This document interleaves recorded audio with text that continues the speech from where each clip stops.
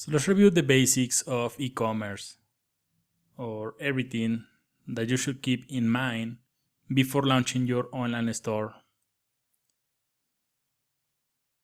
If you want to sell physical products such as books or electronics or clothing or shoes, furniture, computers, you have to be aware of the shipping cost. Always keep in mind the shipping cost.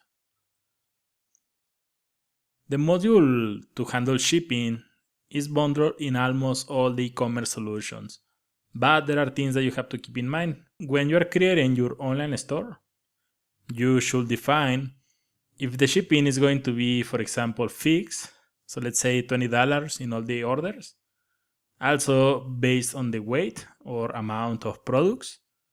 Also, if the shipping is going to be free or free if the user buys at least $30 or $50 or $100, something like that. These options are available in almost all the e-commerce solutions. If you're selling digital products, for example, music or movies, games, images, software, illustrations, courses, and more, you can sell this as a bundle. So selling a bundle is like grouping products with other similar products. Also, they can be sold as subscriptions, monthly or yearly, something like that. So for example, if you're selling a Photoshop course, you can charge the users by month and they will have access to the course.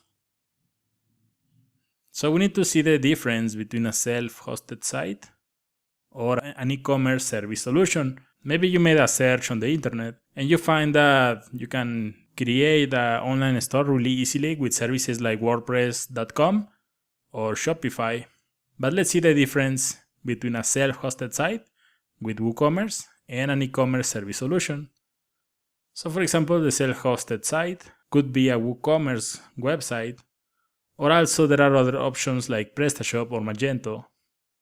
It's a store that you configure previously with your own payment methods and your products, and is hosted on a server that you have contracted. On the other hand, e-commerce solutions are services that you contract, usually paid monthly or yearly, and once you pay, you can start adding products and selling them.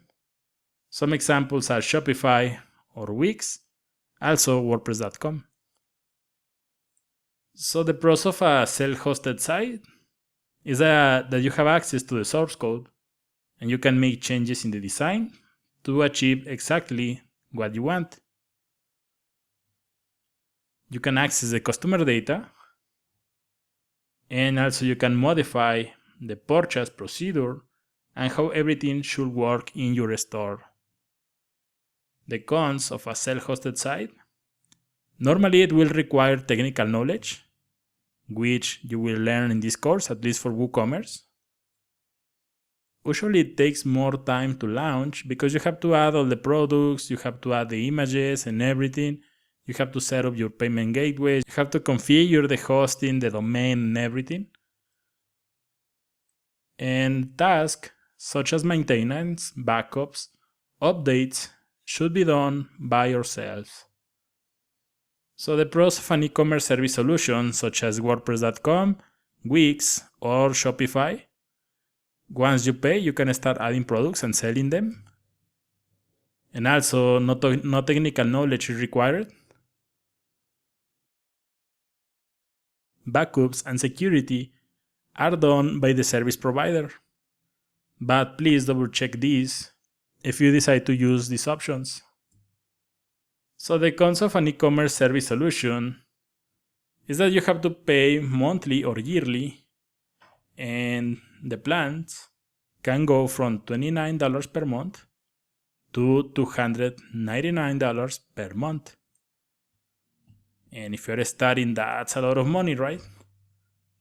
So a lot of stores will share the same template. That's really common because the creators of these solutions, normally they create a template and they have thousands of clients, and it's really common that some clients share the same template. They are limited and normally they share common functionality, but it's really hard to add special functionality. Maybe you want to make some changes and you will find that it's really hard to make those changes or impossible.